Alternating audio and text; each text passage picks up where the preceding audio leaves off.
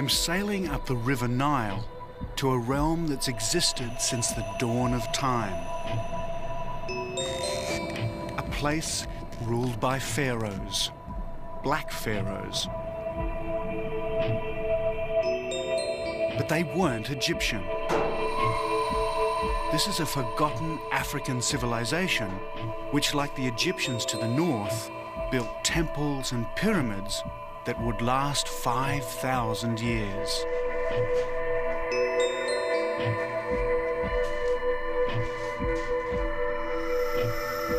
So my journey takes me 1,000 miles up the Nile, deep into a desert where temperatures soar to 120 degrees. And here I come face to face with the black pharaohs of Africa.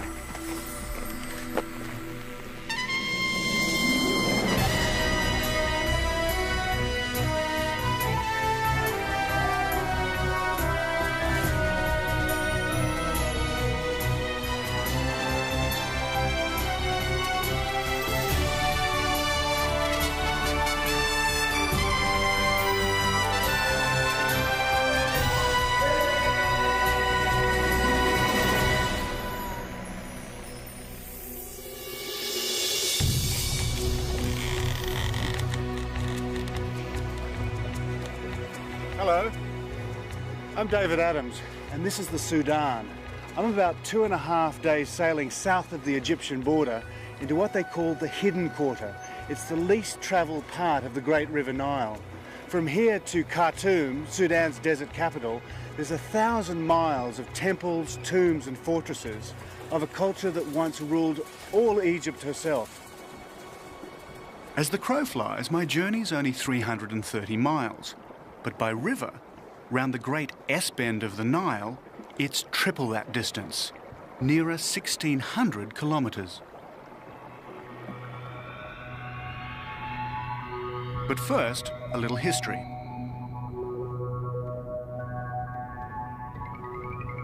Nearly 3,000 years ago, in the 8th century BC, Shabaka, king of Nubia, conquered Egypt. His dynasty was to rule the Egyptian Empire for over a century, the 25th Nubian dynasty.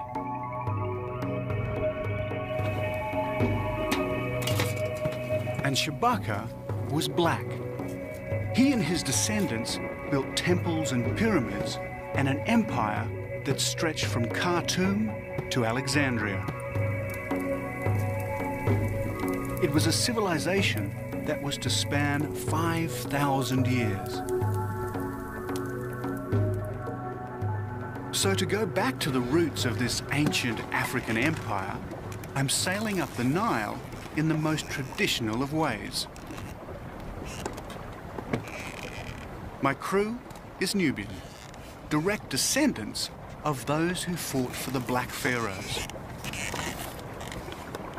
And I'm sailing on a felucca, a boat little changed in 3,000 years, ideally suited to what's a very user-friendly river. And what makes the Nile really navigable is that the flow goes one way towards Egypt and Alexandria, and the north wind goes the other towards Khartoum. So boats like this can navigate up and down the Nile at will. The Nile is Sudan's lifeline. 60% of its waters rise in the Ethiopian highlands and flood down the Blue Nile to bring nourishment to its fertile banks. But it's a very thin lifeline, a green strip extending only as far as the Nile waters can reach. Barely a mile from its banks are the scorching sands of the Nubian desert.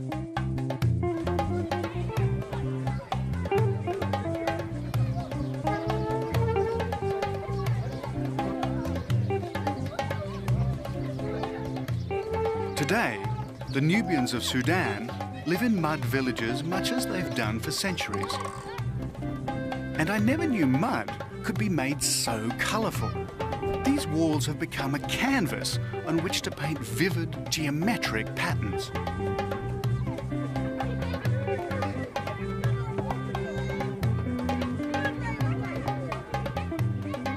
Again, I'm going back in time. These villagers' ancestors would have once lived under the rule of the Black Pharaohs.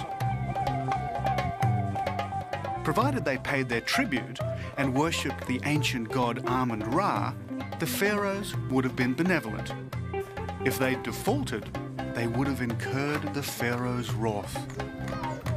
Today, the villagers are Islamic, and in true Islamic style, they extend a welcome to all strangers.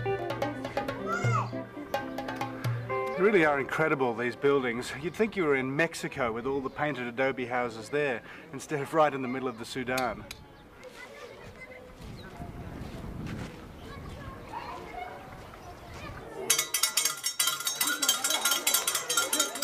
School starts early in the Sudan, at 7 a.m. And as Westerners seldom pass this way, the school teacher grabs his opportunity. He wants me to tell his students about my home country, Australia. أشهر المدن في أستراليا مجاهد سيدني Sydney? Yeah, that's where I come from, Sydney.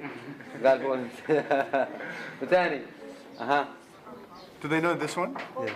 This is the, okay, it's got big ears, okay, like that, and a very big tail.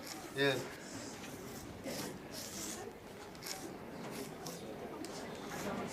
They know this one? What's this one?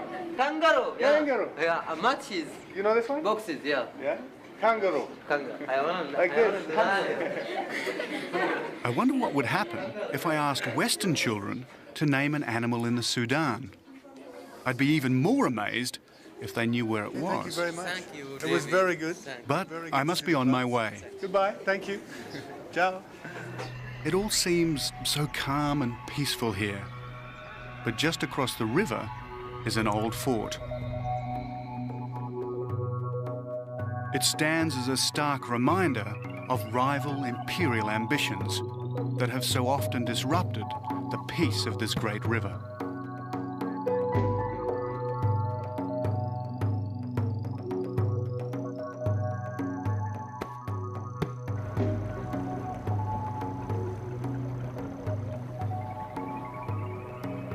And here's another monument, a temple built by an Egyptian warrior, Amenhotep III, great-great-grandfather of Tutankhamun.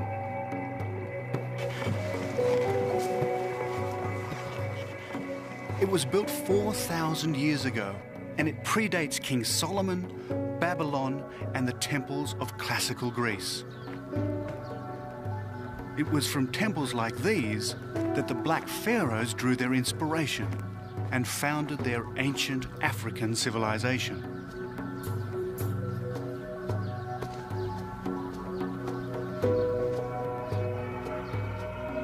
Walking amongst these columns and fallen masonry, you can't help but admire the workmanship. They're thousands of years old, yet it seems they were carved yesterday.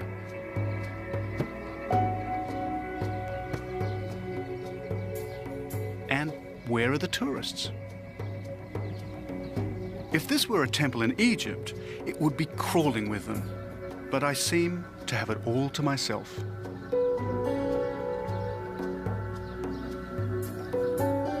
In Amenhotep's day, this was an imperial outpost marking what was to him the ends of the earth. Behind was Egypt, the known world.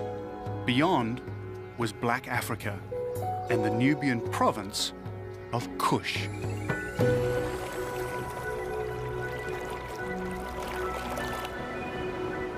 And I've also reached a natural barrier, the Third Cataract. One of a series of impassable rapids that hinder all Nile travellers. My felucca can go no further. Drum!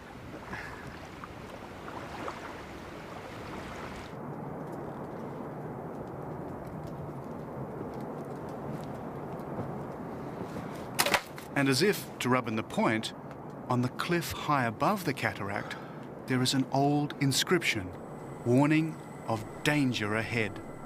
This was the original border between ancient Egypt and the Nubian province of Kush.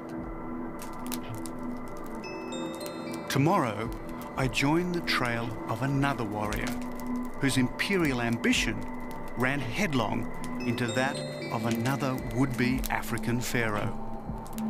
I'm about to enter the land of Kush.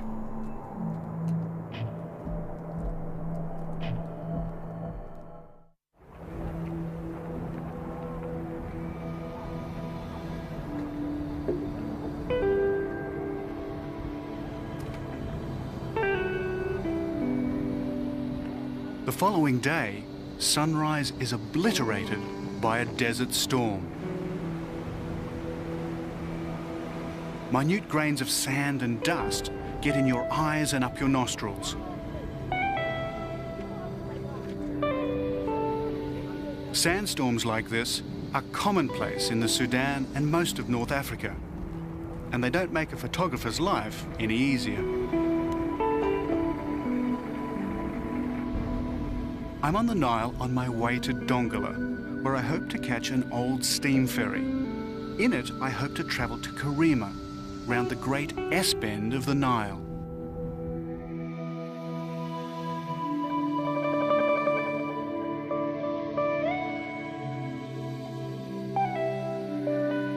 I'm on another felucca, dwarfed by this mighty river.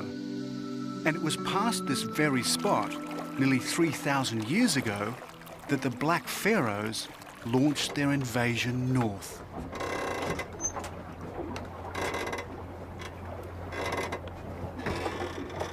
Now wind the clock forward to just over a century ago, and we find that history repeats itself. In 1896, a conquering army also sailed past this very spot, but this one was heading south.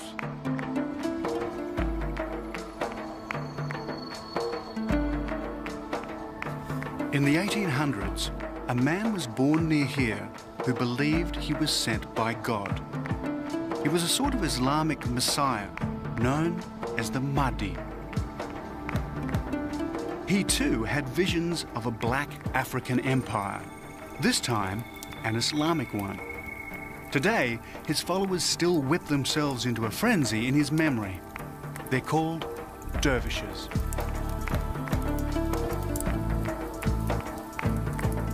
"120 years ago, a dervish army launched a holy war to end British colonial rule. They killed the British commander, General Gordon, at Khartoum.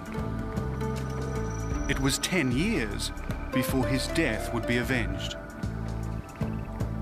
And when vengeance came, it came in the form of this man, Lord Kitchener, later to become one of Britain's most outstanding generals.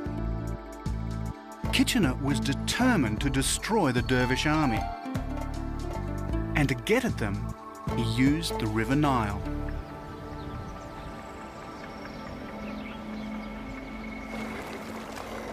The next morning, we arrive in Dongola.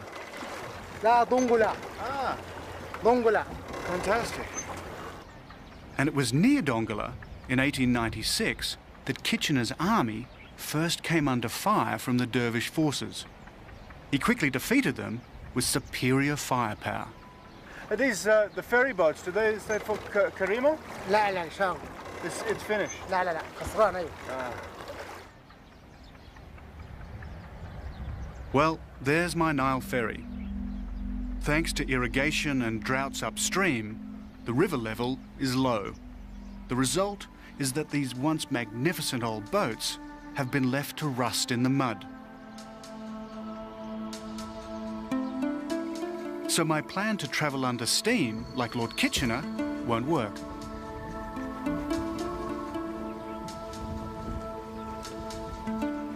It's a riverboat graveyard. This is all that's left of a riverboat culture that grew up along the Nile. It was based on British imperial power, but it was romantic just the same.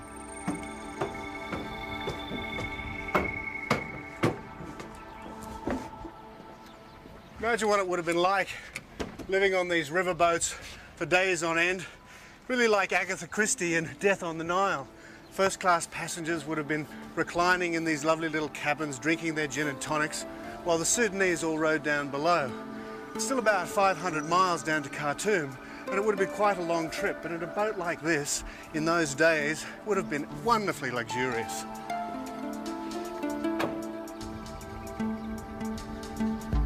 The Battle of Dongola was Kitchener's first success.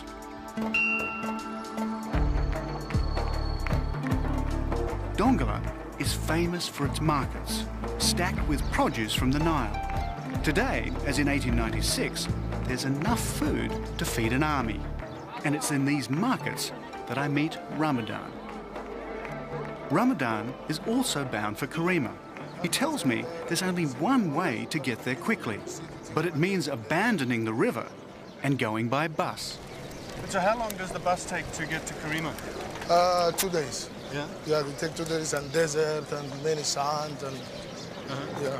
But Karima is very beautiful also. Yeah, no, I'm looking forward to it. And Jebel Barka. Jebel Barka, and there is a Kuru also. But yeah, and you were stopping in Karima? Yeah, we stopped in Karima. Yeah. That's the good news. The bad news is that the bus doesn't leave until the day after tomorrow. So it's 2 days waiting. Yeah, that's waiting. There's not many buses in this country. Yeah, you must wait until that. Go take the tea. Say shukran. The Sudanese are a nation of tea drinkers. So we discuss travel plans over a glass of sweet, minted tea. Is there much to see around Dongola? No. Dongola is also famous for its cooking. Perhaps I can relax and enjoy some Sudanese cuisine. But Ramadan suggests another form of cooking.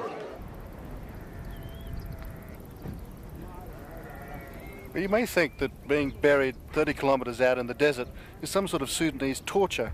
Actually, it's something that a lot of people travel a long way to do, because this sand has incredible properties, and anybody with rheumatism who gets buried here for an hour or two walks away with almost no pain. Well, for me, because I don't have rheumatism, this is actually like a hot sauna. Well, probably in an hour or two I'll just be nicely baked. But it actually is very pleasant, I think.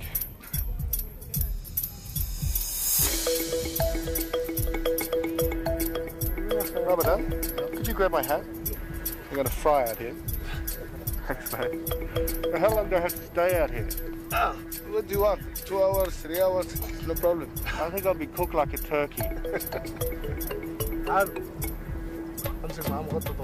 It reminds me of an ancient funereal custom of the Black Pharaohs. When a pharaoh died, he expected all his wives, courtiers, guards and palace staff to be buried with him, alive.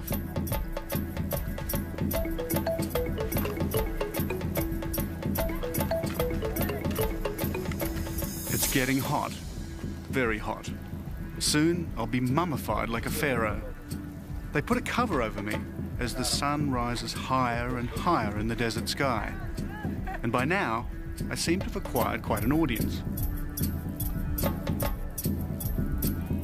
But I can't let them watch me cook forever. We must get back to Dongola. We've got a bus to catch. It's a 200-mile journey, which means a 12-day camel ride with a caravan. I'm very glad we've got a place on this bus.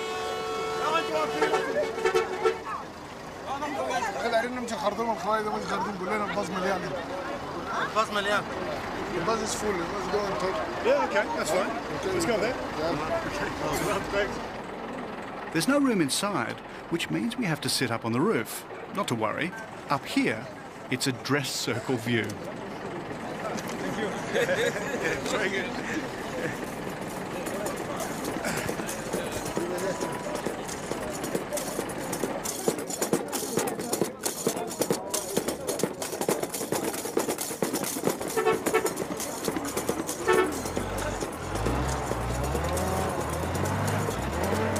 African desert buses are very colourful, and I don't mean just their design. And you've got to love that horn.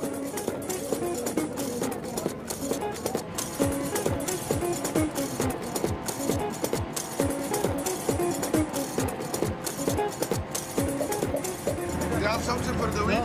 No, I have one. I can give you. Yeah, great. There is too much wind. You know how can you do it? Yeah, put it on. To keep the dust out of my mouth and the sun off my head, Ramadan insists I wear an emma, a form of Sudanese turban.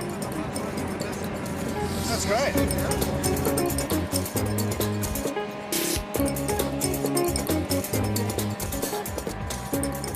As we hurtle deeper into the desert, my mind goes back to Kitchener's army just over a century ago.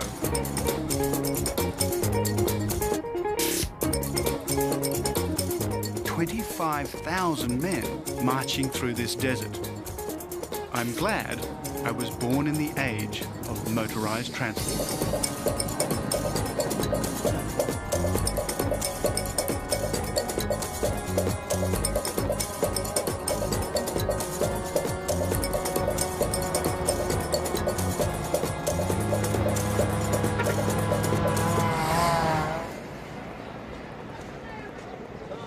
Two days later, dusty and tired, we arrive in the town of Karima. And before we say our goodbyes, Ramadan helps me to find a hotel. So this is the only guest house in town, huh? Yes, this is the That looks fine.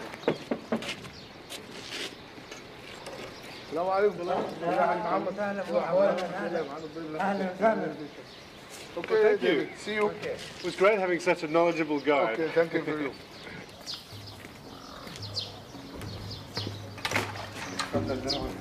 Thank you.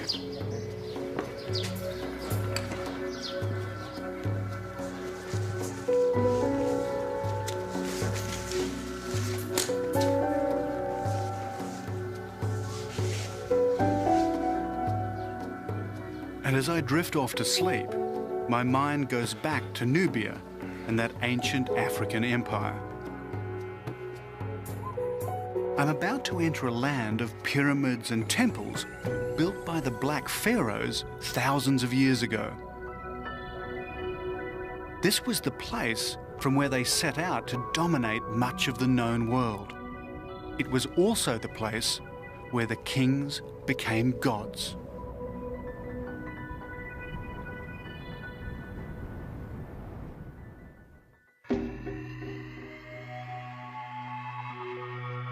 At first sight, Karima is just another North African desert town on the banks of the River Nile. But it was once an imperial city that used to rule the Sudan and Egypt far beyond.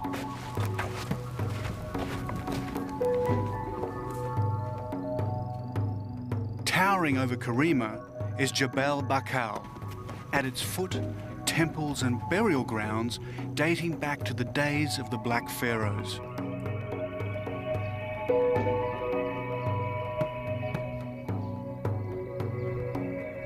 This was their sacred mountain. It was from here that they drew their royal power. And it was from here, nearly 3,000 years ago, that they launched their conquest of Egypt and beyond. In ancient times, this was the center of a belief system that linked gods and kings.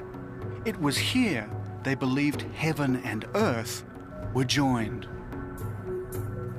Well, this is the seat of the gods. This is where Amun-Ra, the great god of the Kush and the Egyptians, was worshipped. And from this pinnacle, there was a huge plaque of gold that shone out into the desert and declared to everybody that this was the center of Amun-Ra and the worship of their great god. And why wouldn't they think this place was sacred? It was the highest point in their firmament. From here, they could survey their capital, much of their kingdom, and its life-giving artery, the River Nile.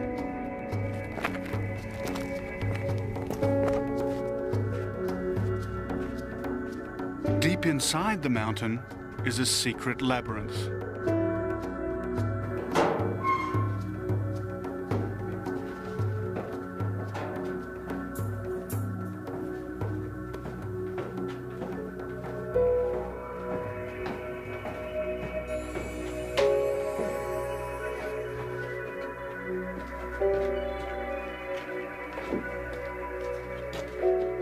On the walls are inscriptions that have survived nearly 3 millennia.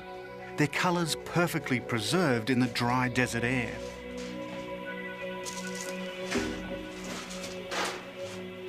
Even the most powerful of the black pharaohs feared this place, for here lived the god kings, where monarchs prayed and hoped to become gods themselves. It was their belief in Amun-Ra that inspired their holy war to conquer Egypt.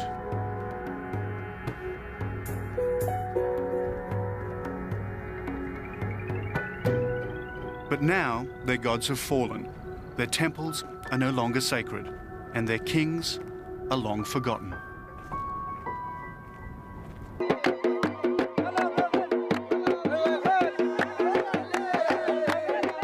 Back in town, there's an event on, a wedding. And weddings are the ultimate in Sudanese hospitality. The whole town celebrates.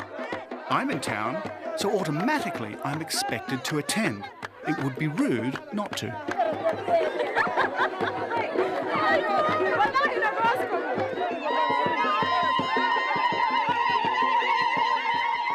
This is the bridegroom, and if he's looking a little bit apprehensive, there may be a good reason why.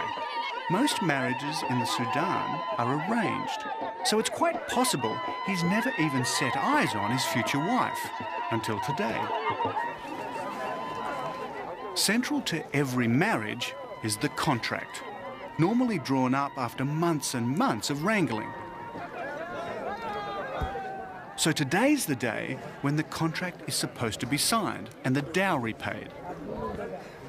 Well, the signing's almost finished, and after that, all the men are going to move out of here and join the women for what is only referred to as a festival. The problem is, they can't find the groom. The celebrant says a prayer. And suddenly, there's the sound of gunfire.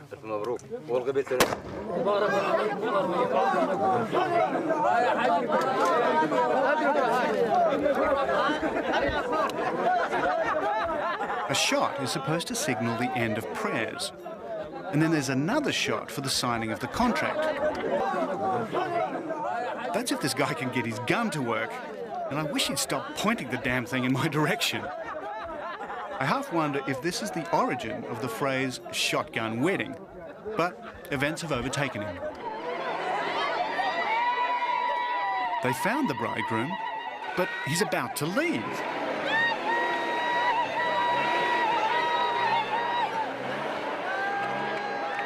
It looks like it's all over before it really began. Something about a family tiff, the drummer ran out. The families have divided, the groom's in one vehicle, the bride's in another, and they're disappearing. Apparently it happens all the time in Sudanese weddings. And it's time I was leaving too. I still want to visit the pyramids of the ancient kingdom of Kush. To do that, I must go further up the Nile and head into the desert. Fortunately, Lord Kitchener's army left behind a transport system to get there. Salam.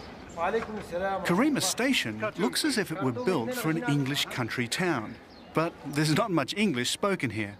So for me, buying this ticket is a bit of a lottery. I'm not really sure where I've actually bought the ticket to. Got to be in Port Sudan. It was very cheap. It was only about $10. So if I get to Khartoum, it'll be a very cost-effective journey. The line goes from Karima up the Nile Valley, then hopefully south to Khartoum. On the way, I'll stop near Merowe. But for the moment, I just need to get on this train. The first thing to realise about trains in Sudan is that they're very crowded. I thought I'd got here early, but obviously not quite early enough. The second thing to learn about them is that they leave on time. At least this one does.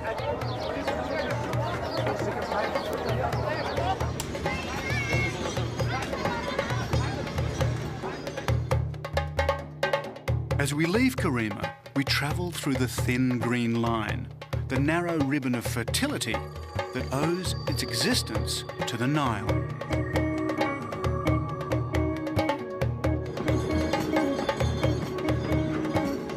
Then, as if to rub home the point, quite suddenly we're in the open desert. Next stop, well, I'm not too sure about that, but I'm told we're heading in the general direction of Khartoum.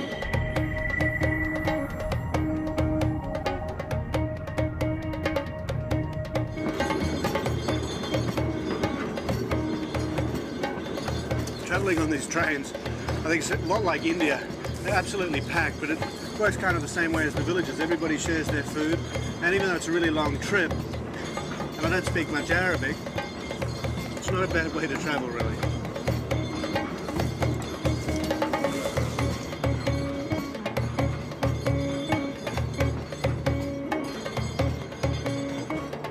That's if you don't mind sitting on the floor, but I'm too tired to worry.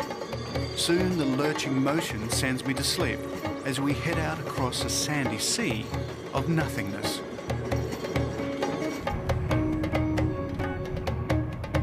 But as I was to find out, getting on the train is the easy bit.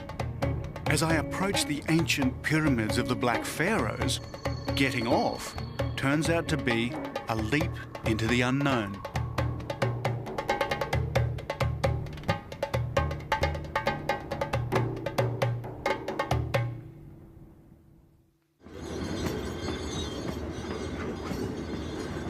When the British Empire held sway over this part of Africa, one of its lasting legacies was the rail system it left behind. This is the Sudan section of what imperialists like Lord Kitchener hoped would one day become the great Cape Town to Cairo railway.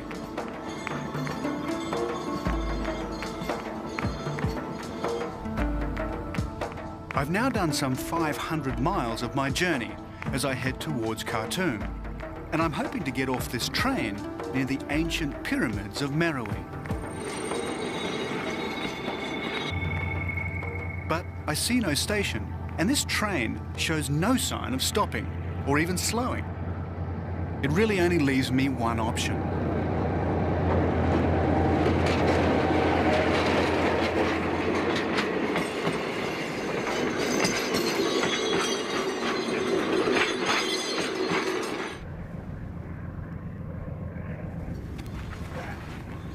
I don't think that was the smartest move in the world. Jumping off trains I don't recommend. Don't know if I actually broken my collarbone, but I've certainly given it a hell of a jar. So we'll just see what happens. But I wouldn't recommend jumping off trains.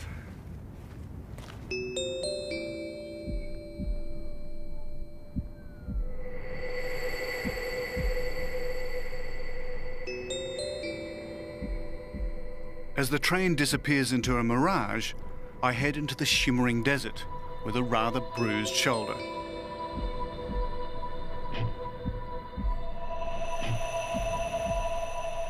On the horizon, my destination, Pyramids of Meroe.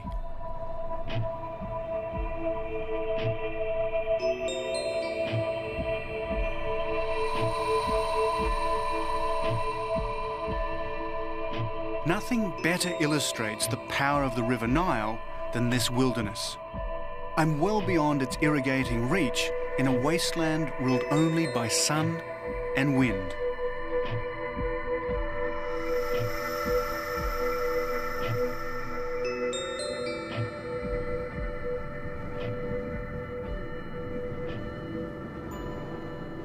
But even out here, you're never entirely alone. Though I wasn't expecting this. Hey! There. G'day. How are you doing? Good, man. I never expect to see anybody out here. Well, you're the first traveller that I've seen north of Khartoum. Oh, really? Yeah. Where are you headed? Well, I'm heading north to Wadi Halfa. Try to catch a ferry there, cross Lake Nasser, go into Egypt. Wonderful. We would just come from that way. I've just actually come down on the Nile. Yeah. So where have you been? I mean, it looks like you've Well, been around the world. Yeah, it's actually a round the world trip. Started 1995 from Germany. That's where I'm heading now. I'm on my way home. So how long till you get home? I don't know. It will probably be another 6 months.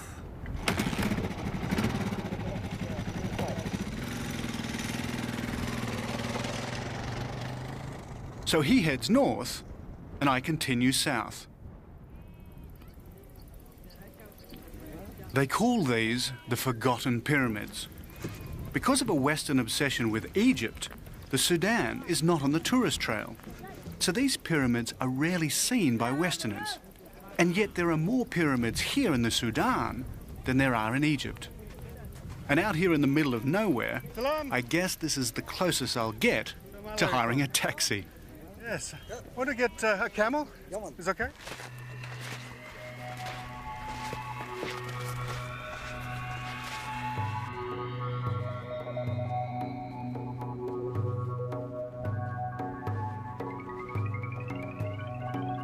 In ancient Egyptian terms, these pyramids are relatively new, a mere 2,400 years old.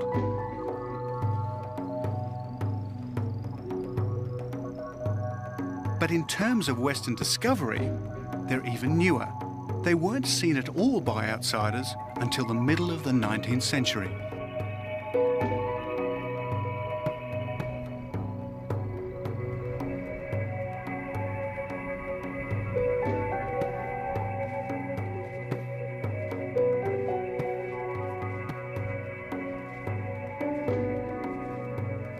They've never been properly excavated, but they were built by the Black Pharaohs. They're smaller and steeper than the better-known Egyptian pyramids, and like them, they've been vandalized by tomb raiders.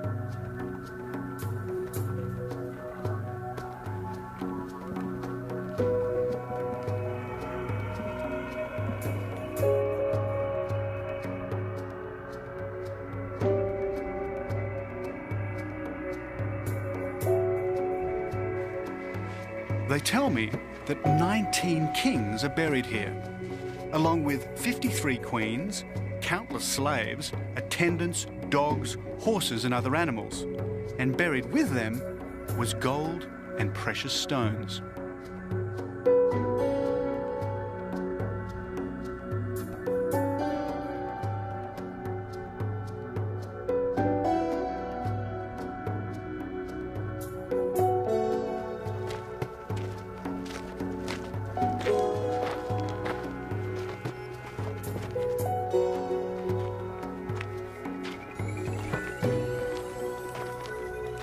Let's go take some photos.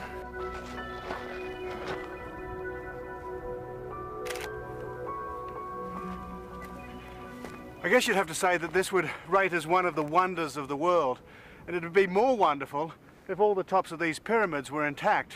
But what happened in 1836 or so is an Italian treasure hunter came down here and blew the tops off them all, trying to find some gold. And he found gold in one, but by the time he'd pulled it out, all the local people were so angry that he had to flee for his life. Pity they didn't get him. To just stand in a place like this is truly awesome. These monuments stand as testimony to a black African civilization that predated Julius Caesar, Christianity, and Alexander the Great. But its inspiration came from much earlier, 4000 BC, from the very dawn of civilization itself. Its culture became its own, its carving, its hieroglyphics, its architectural style. And after the 25th dynasty, it was to last another 1,000 years, only to be eclipsed by the arrival of Islam in 650 AD. But as I gaze at these ruined walls, I see graffiti of a more recent age, the scratchings of adventurers and Europeans. Once more, I'm on the trail of Kitchener's army as he marched relentlessly on Khartoum.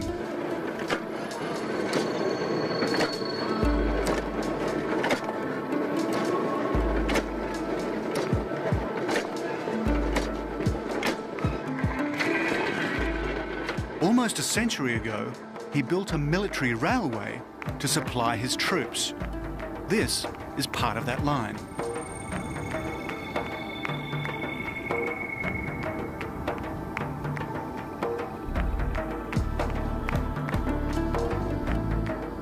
There's an old Sudanese saying, if you see a train, catch it.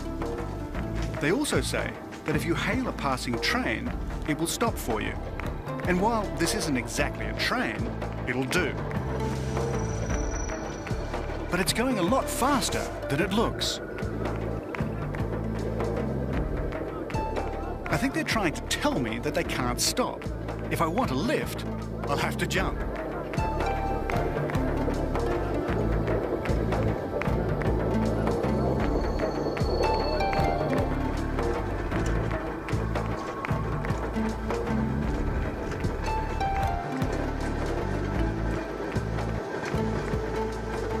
A great way to cruise into El Kadab.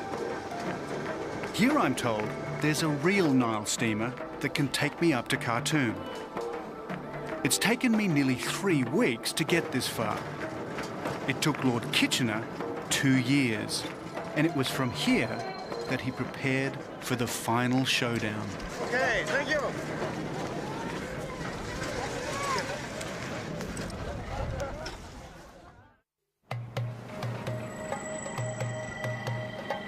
At last, I get my chance to ride an old Sudanese Nile ferry.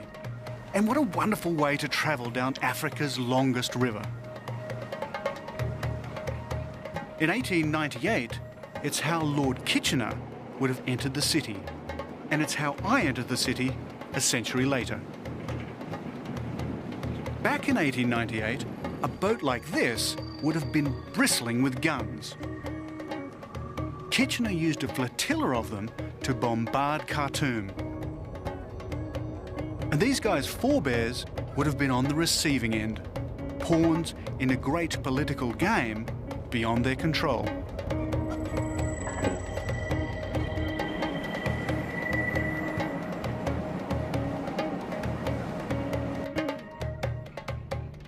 I've now completed nearly 1,000 miles of my Nile travels in the wake of Kitchener's army, and now I'm near journey's end.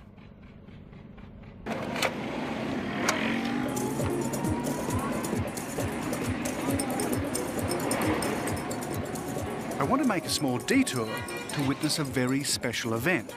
But first, my taxi driver has to fight his way through Khartoum's chaotic traffic.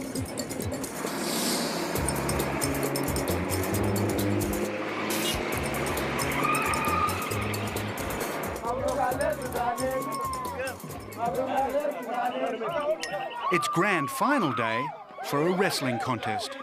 And as with all grand finals, the rival teams need their cheer squads.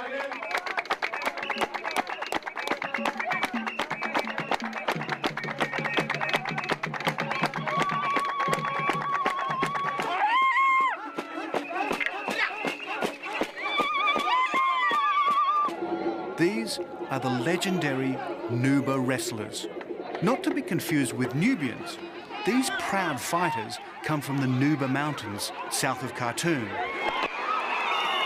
And this is their traditional sport. The wrestlers cover themselves with ochre, and it's on.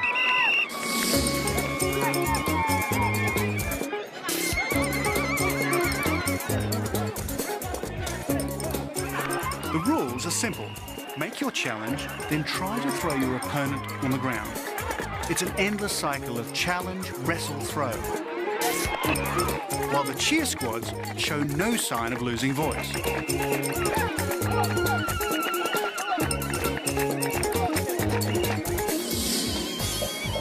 While the Sudan's strict Islamic code officially disapproves of wrestling, it was this fighting spirit which the Mahdi drew on when he tried to forge his North African Islamic empire.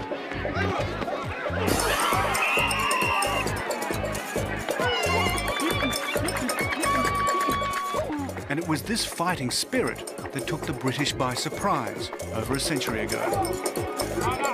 The final showdown came at the Battle of Omdurman.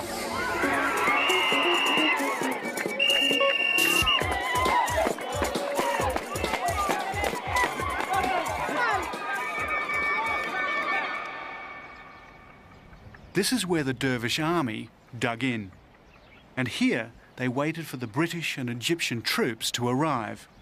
And when they did, it was a massacre.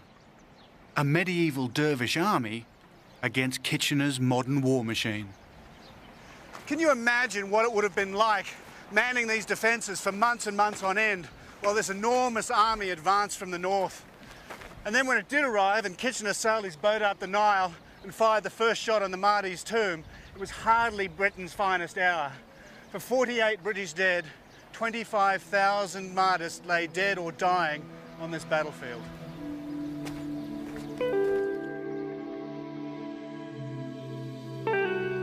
The Battle of Omdurman was a slaughter.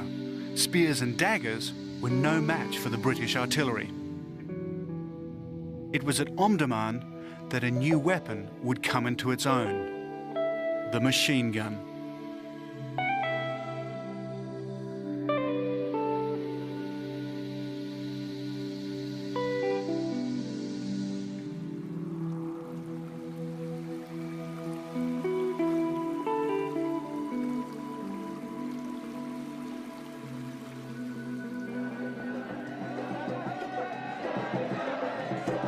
So today, perhaps it's not surprising that the Sudanese, like the Black Pharaohs before them, would wish to control their own destiny, just as the Islamic Messiah, the Mahdi, had tried to do over a century ago.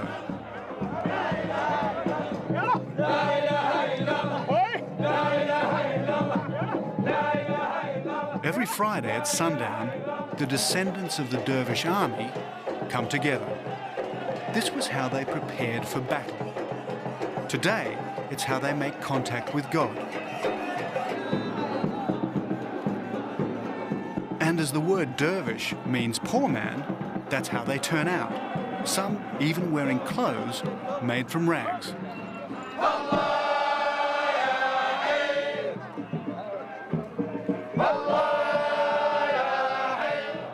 For them, this is a transport of the soul, taking them beyond their ordinary lives and giving them a glimpse of the life in the hereafter.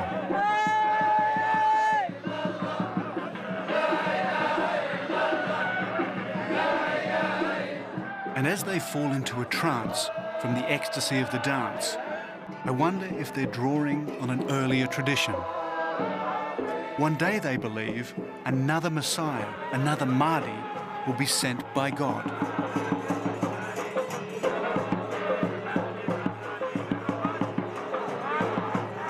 So why such an obsession with their self-determination? Maybe they look back to a time long ago when, under the mysterious Black Pharaohs, the Sudan briefly ruled an empire which became the envy of the known world. Or maybe, after thousands of years of turmoil, they're sick of being pushed around.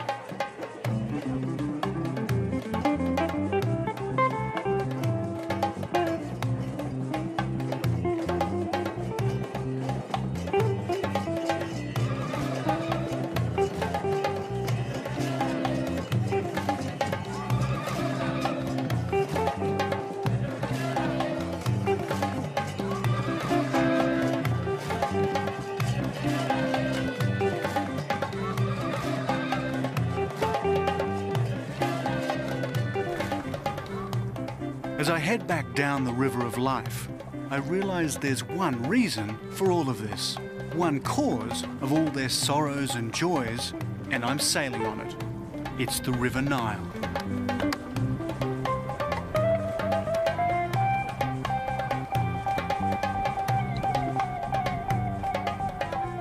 So I'll leave you with the words of a young British Army officer who fought at the Battle of Omdurman. His name was Winston Churchill, and he wrote of the Nile, "It is the life of this land through which it flows.